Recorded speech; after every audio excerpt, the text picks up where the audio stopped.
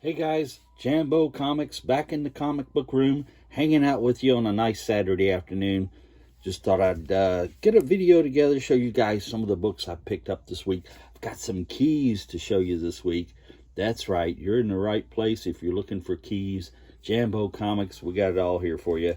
So we'll get started and show you some great stuff I picked up from Comic Book World, and my good friend Eric Breen works at the store, the best comic shop in anywhere in Kentucky, and I've never seen one any better, really, anywhere. So, Comic Book World, and they had some great magazines that they picked up from a recent collection, and just couldn't pass this up. This Epic Illustrated, and it had a beautiful Mike Kaluta cover.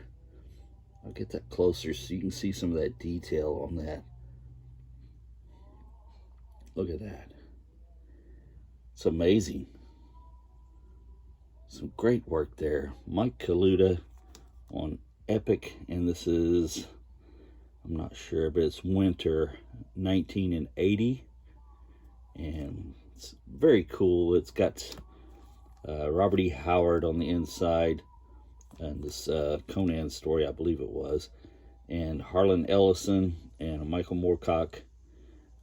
Maybe it wasn't a Conan story, the Howard. Maybe it was Solomon Kane, I think, maybe. But, yeah, I'll have to check it out again. Very cool.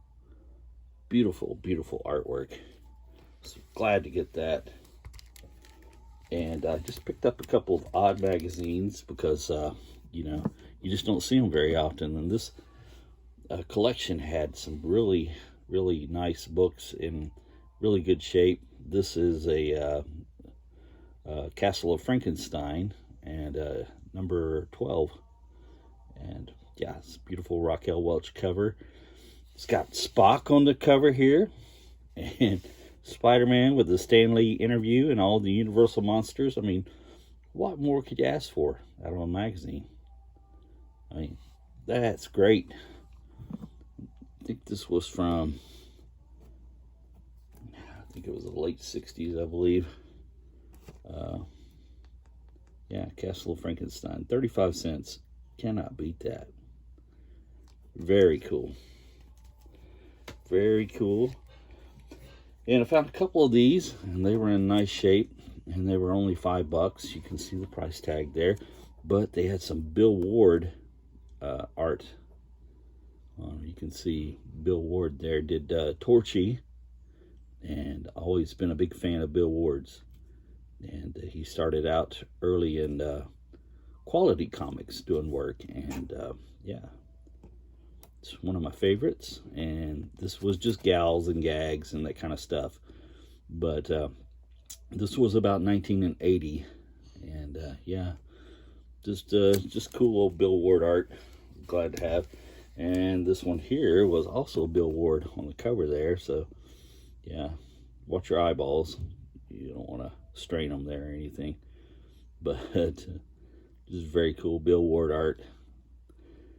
Gals and gags, that kind of stuff, but just fun. I always liked Bill Ward's art, the way he did the women's hair, and well, the women, really, to tell you the truth.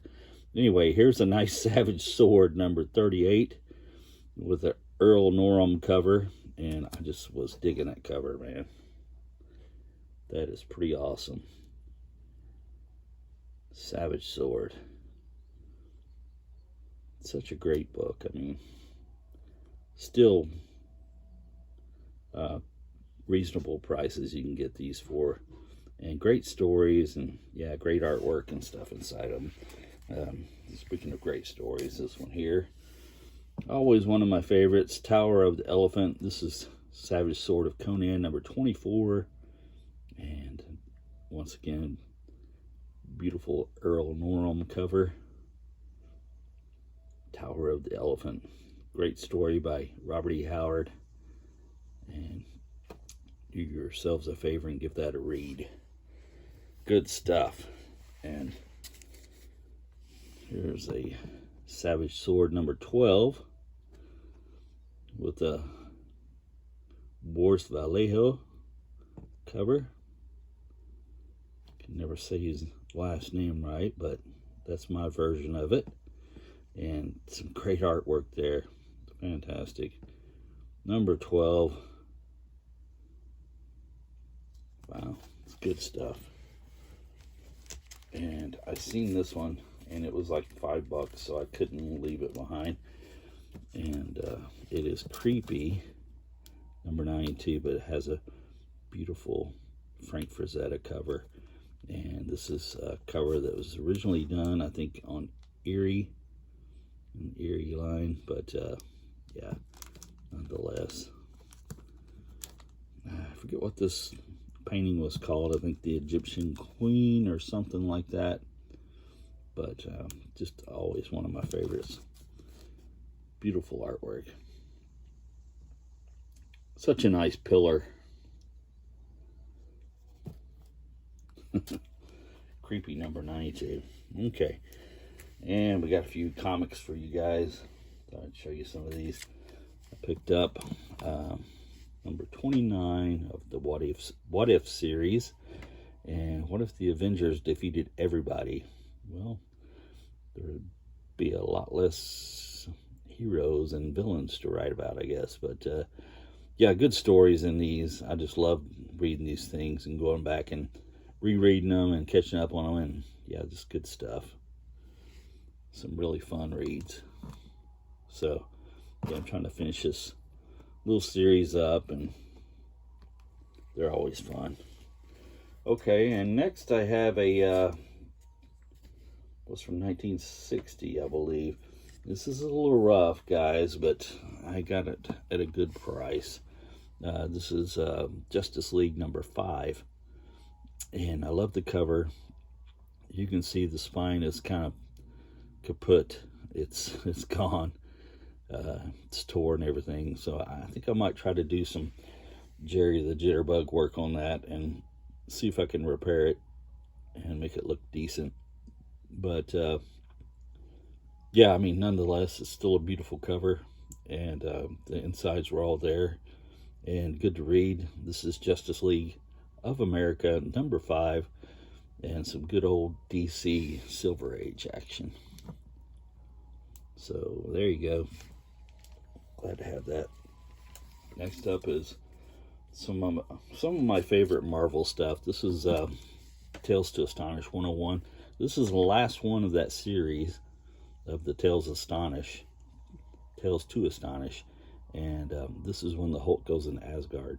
So great story, great art by Marie Severin, and yeah, just really good. It had a Submariner backup story in it, and yeah, that was just a great little storyline there. I don't know if you guys have read it or not, but yeah, it's worth reading. It's a really cool story.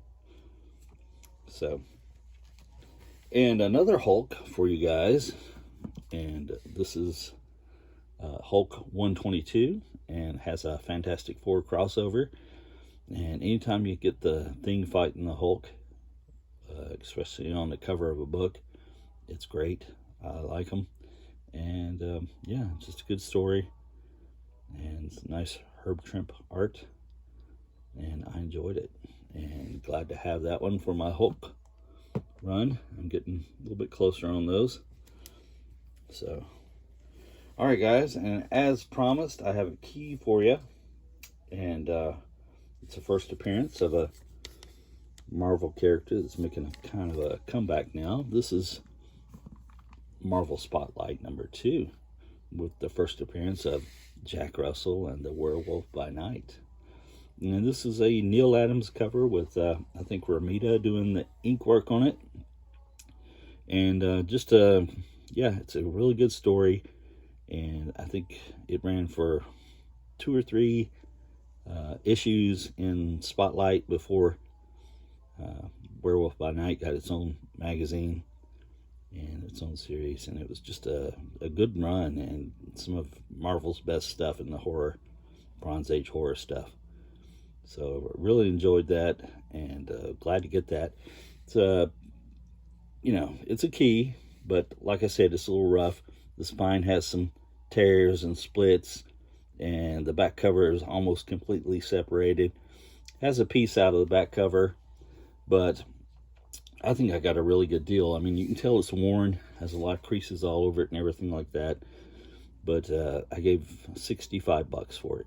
So not too bad in my view. I mean, like I said, chunk out of the back, splits on the spine, and some wear on the cover, but it's getting kind of pricey now. And I guess with the Disney special they had, so yeah, it's kind of run the price up a little bit, but nonetheless, glad to have it. I had this one once before in much better shape, but yeah, that one got away. This one has found me, so glad to have that.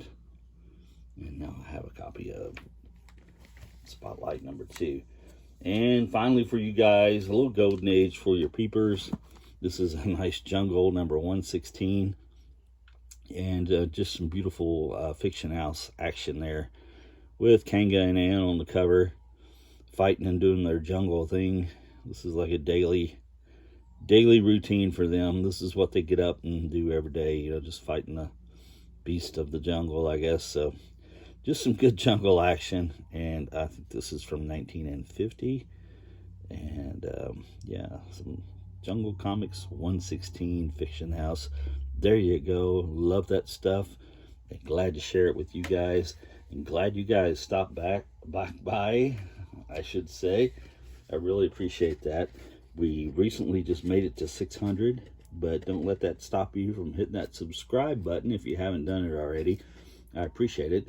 Guys, leave me a comment. I like talking to you guys. Always enjoy that. And as the beautiful Princess Leia says, that's right, Princess Leia, she says, subscribe. Thank you, guys. Have a great day.